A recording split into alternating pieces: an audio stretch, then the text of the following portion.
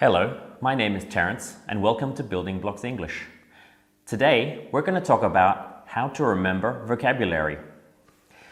Remembering vocabulary is so hard. It's probably the hardest thing about vocab because they're just so endless, especially in English because there are just so many words.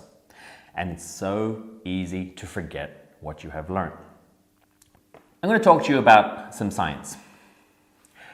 Some researchers have found that it is really easy to forget things that you have learned, especially if you don't revise them. Here is the forgetting curve. It shows us just how quickly we actually forget things after learning them on the first day. You can see that on day 0, our memory retention is 100%. But skip to 2 days in the future and you can see that it drops to almost 30%. And then it's not long after that it goes down to about 20%. And it could potentially go even lower than that for the rest of your life. So, what can we do? Ideally, what level of memory retention would you like to have? Well, did you know that it is possible to develop a memory retention of 80 to 90%? So that would look something like this. In the blue line, you can see our original forgetting curve. Imagine if we had a memory retention of 90% for the rest of your life. How can we possibly do that? Well, good question. We use a method called spaced repetition. What is spaced repetition?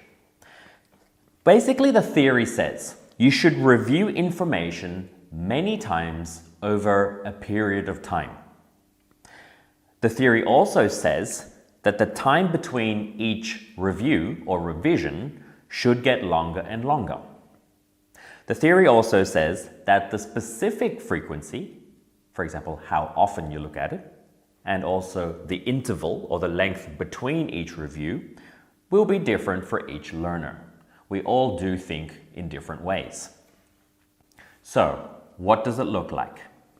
At least in theory, we should be looking at something at least 6 times over 60 days.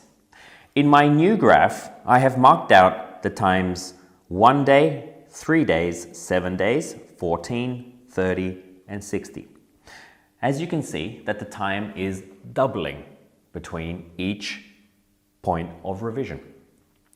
So if we start at day 0, our memory retention should be 100%. We know that traditionally, if we don't revise, it's going to drop down to something like this. And we don't want that. So what do we want? Well, the idea is to revise your work on these specific days. So if you revise your work on day 1, the next day, well, it'll jump back up to 100. Okay, so it'll drop down and then it'll go back up. And then hopefully in another 2 days or on the 3rd day, we're going to have a look at it again. And so that'll be here. So it'll drop down again and then it'll go back up. At this point, the next revision date is 7 days after learning. You can see that the line is getting longer and longer. If, for example, that we forget to revise something, then your forgetting curve will replicate itself. So it'll come back and look something like this again. So we want to make sure that we revise at least 6 times over 60 days. So the next point after 7 days would be around 14 days, okay, and that would be here. And so we'll start to forget and then it'll go back up to 100. After that, 30 days, we'll start to forget it again and it'll go back up. And then finally, 60 days. And you can see here that hopefully we'll have a memory retention of approximately 80 to 90%. And that should persist for the rest of your life. Well, that's what the science says. A lot of psychologists have looked at this work and it has been proven many, many times. So, how do we remember to revise things at these specific dates? I'm talking about the first date, the third date, the seventh day, the 14th day. Well, if you're in a school environment, then it's very likely that the teacher's going to give you some homework, and that will cover your day one, more or less. It's very likely that your teacher might review the things that you have learned the next day as well. So that'll also be day one. Some teachers like to play games perhaps at the end of the week or a couple of days later, and so that might be the third day. And then perhaps in a week's time, you might have an in-class test. And so usually you might do some revision on that day. But unfortunately, after this point, what happens? Well, in a school environment, teachers then progress on to the next chapter of the book that you're learning from. Then there is no time to look at the old material again. So it really is up to the student to remember and revise old material. So how do we remember to revise things on the 14th day or the 30th day or even the 60th day? Especially if you go to a school and you're constantly learning new things every day. Well, that's a good question. I've got some advice for you on how you could revise materials on certain dates. So, how do we apply this knowledge in practice?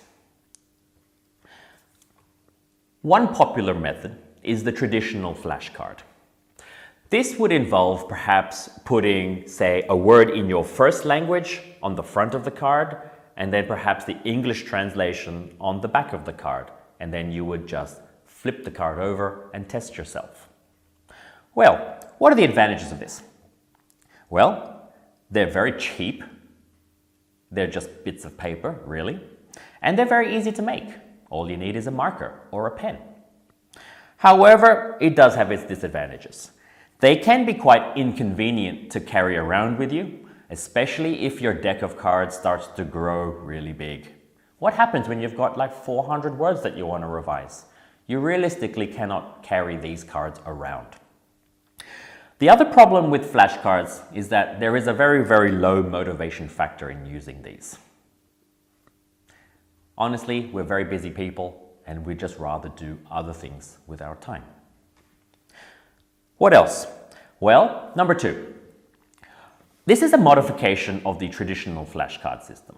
I call it flashcards around the home. As you can see in the picture, I've got these pink post-it notes with the phrase, your vocab here. You would put whatever vocab you want to learn on the front, and then you'd have the answer on the back, or a translation. And you put maybe 6 or 7, maybe 8 cards around your house each week. 6, 7, 8 is the magic number. Any more, it's too much work and you're not going to remember. Any less, and you're wasting your potential.